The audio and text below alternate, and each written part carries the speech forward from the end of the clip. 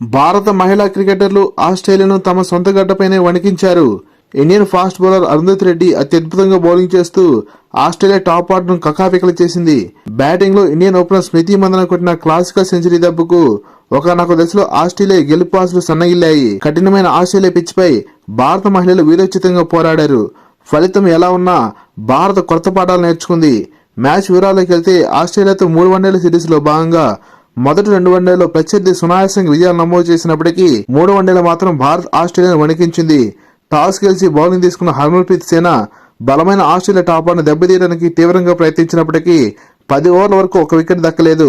3వ వన్డేలో జట్టులో చోటు దక్కించుకున్న పేసర్ అరుంధతి రెడ్డి రావడమే లెంగ్త్ సరి చేసుకుంటూ స్వింగ్ అవుతూ వస్తున్న బంతులతో ఆస్ట్రేలియా బ్యాటర్స్ ను కన్ఫ్యూజ్ చేసింది.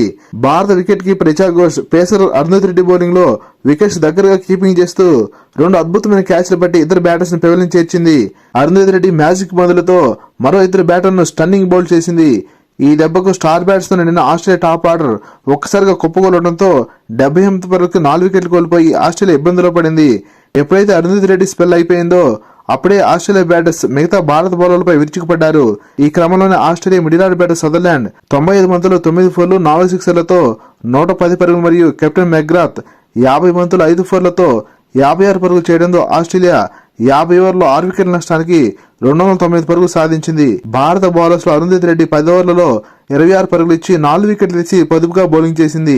299 పరుగుల భారీ లక్ష్యంతో బరిలో దిగిన భారత్ గత 2 వన్డేలకు భిన్నంగా ఈసారి ఆస్ట్రేలియా బౌలర్స్ పై విరుచుకుపడింది.